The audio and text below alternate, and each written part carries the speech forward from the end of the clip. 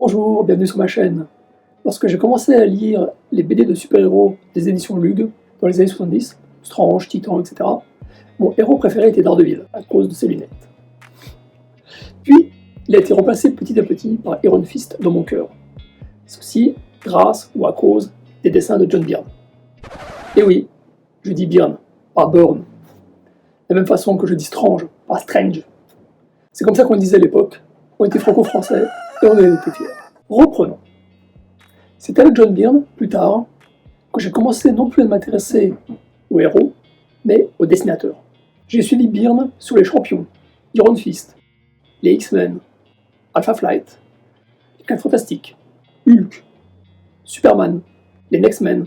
Et comme ça, donc, j'ai sauté d'un héros, d'une série à une autre, et d'un éditeur à un autre. Quand vous regardez ma collection de comics, elles ne sont pas classées par série ou par héros, mais par dessinateur. C'est moche, mais ça me convient. Dans les années 70, comme tous les gamins de l'époque, j'ai été victime de la Bruce Lee mania et de la frénésie des arts martiaux. Il y avait des sportifs qui se mettaient des bourre-pifs stylés dans tous les médias, y compris bien sûr chez Marvel, dont le susnommé Iron Fist, mais aussi avec le Tigre Blanc, les Frères du Dragon et Shang-Chi, le maître du Kung Fu, qui était publié dans Deadly Hand of Kung Fu, un des magazines noir et blanc de la Maison aux Idées. Cette longue introduction pour dire que Master of Kung Fu m'a permis de découvrir 3 artistes, dont je vais vous parler maintenant dans une série de vidéos. J'ai découvert Master of Kung Fu. Petite parenthèse. À l'époque, on ne disait pas Shang-Chi. À l'époque, on disait Master of Kung Fu, ou Maître du Kung Fu. Shang-Chi, c'est venu grâce au MCU, ou à cause du MCU, avec le film Shang-Chi, qui n'a, entre nous, absolument rien à voir avec la série de comics. Donc je disais, avant d'être interrompu par moi-même, étonnant, non? J'ai découvert Master of Kung Fu grâce à Haredi Artima. Tout d'abord en noir et blanc dans les Comic Pocket Eclipso, puis en couleur dans la deuxième formule de Thor. Cette série a été créée par Steve Englehart et Jim Starlin en 1976, en surfant sur la vague Kung Fu et en étant en partie inspirée par la vision d'un épisode de la série Kung Fu avec David Carradine. Roy Thomas, le rédacteur en chef de l'époque, a imposé 2 choses. 1. La figure asiatique de Fu Manchu, créée par Sax Rohmer dans une série de livres écrits durant la Première Guerre mondiale pour mettre le monde en garde contre le péril jaune, comme on disait à l'époque. C'est exactement la même forme de racisme qui a poussé les pontes de la chaîne de télé ABC à refuser l'idée de Bruce Lee pour une série de télé, justement, mais à l'adapter en utilisant un acteur blanc à sa place, pour la série Kung Fu. Master of Kung Fu a commencé sa publication dans le numéro 15 de Special Marvel Edition, et avec le numéro 17, le magazine a changé de nom pour devenir The Hands of Shang-Chi Master of Kung Fu. Donc si vous voulez collectionner la série en fascicule VO, il faut commencer avec Special Marvel Edition 15, puis le numéro 16, puis Master of Kung Fu 17. Pas simple.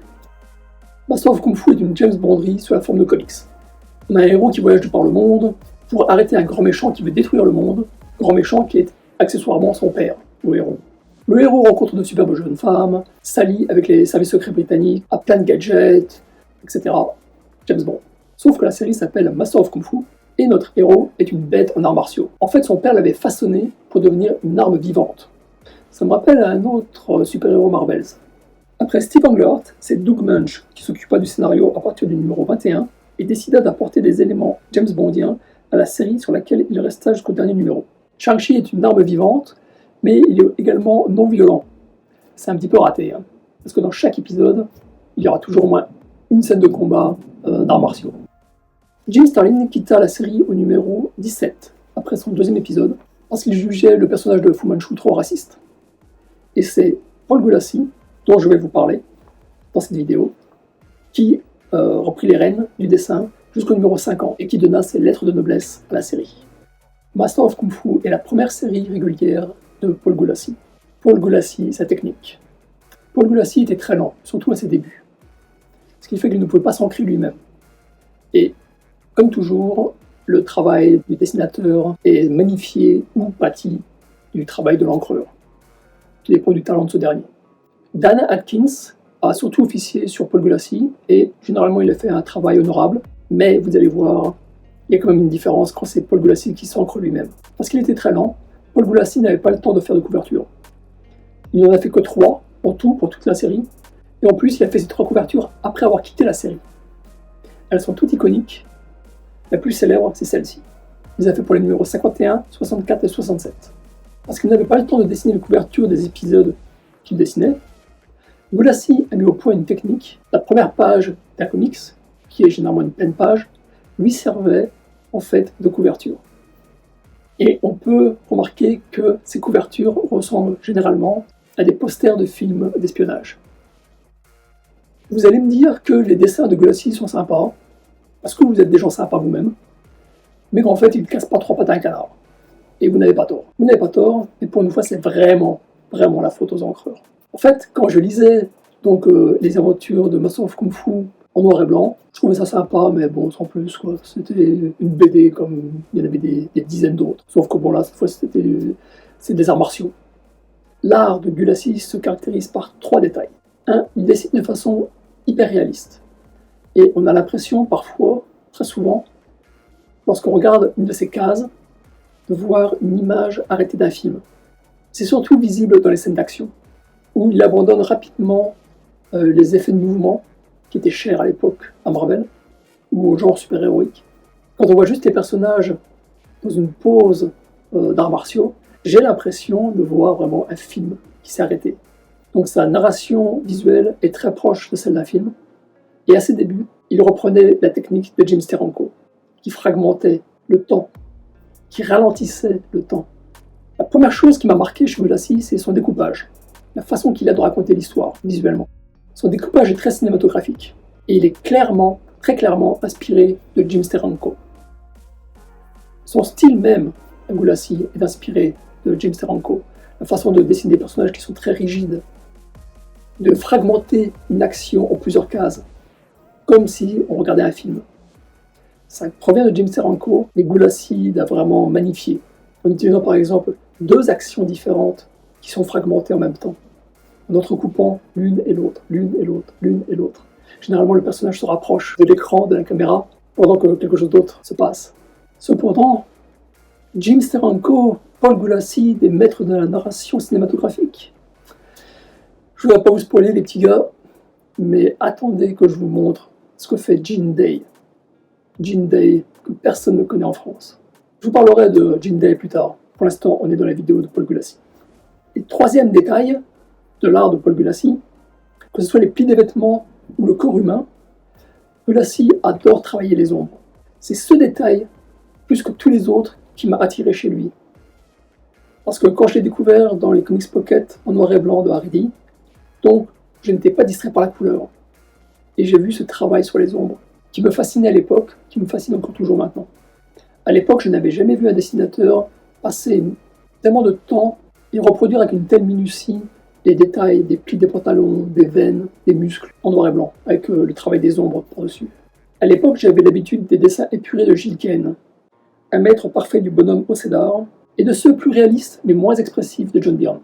Mais les dessins de Gulassi, avec leurs démesures ultra-réalistes, m'ont laissé sur le cul. Il n'y a vraiment pas d'autre mot. Gulassi a travaillé pendant 3 ans sur la série de Master of Kung Fu. Puis il a décidé de s'émanciper, car les délais de la série d'une part, et un mal de dos chronique d'autre part, le poussèrent à chercher d'autres emplois, moins taxants. Il a travaillé chez les indépendants sur un graphic novel appelé Sabre, des histoires d'horreur, des histoires de science-fiction et ou d'espions, puis est parti chez DC, où il a dessiné Batman et Catwoman.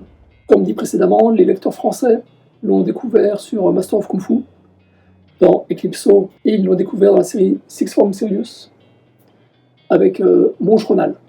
Il est possible que certains de ses travaux chez DC aient été publiés également en France, mais je laisserai mes visiteurs pros des parutions DC s'exprimer dans les commentaires à ce sujet. Après quelques numéros bouche-trou pour laisser le temps à une nouvelle équipe artistique de s'installer, Mike Zeck, le grand Mike Zeck, va se retrouver au dessin, et le génial Gene Day va se retrouver à l'ancrage. Mais je vous en parlerai beaucoup plus en détail dans la prochaine vidéo que je consacre à ce sujet. Les Masters of Kung Fu ont tous été publiés en 4 omnibus. Le premier concerne Paul Gulassi, le 2 et le 3 concernent Mike Zeck au dessin et Gene Day à l'ancrage, et le 4 concerne Gene Day au dessin. Si on met de côté le fait que je trouve les couleurs des omnibus VO absolument atroces, j'adore le fait d'avoir toute la collection des Masters of Kung Fu réunis en 4 omnibus cartonnés.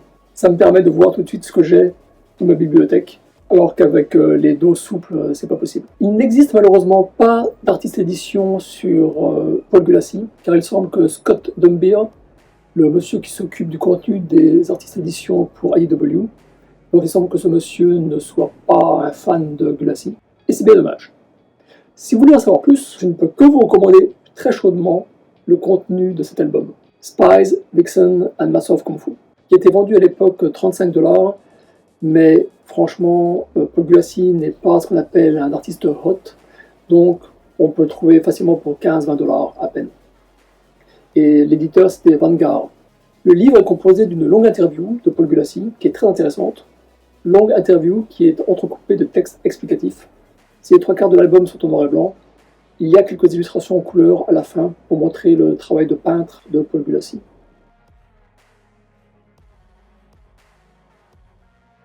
Qu'en pensez-vous de Paul Gulacy? Vous le connaissiez? Vous vous intéressez à son style? Vous l'avez découvert comme moi avec Master of Kung Fu ou beaucoup plus tard?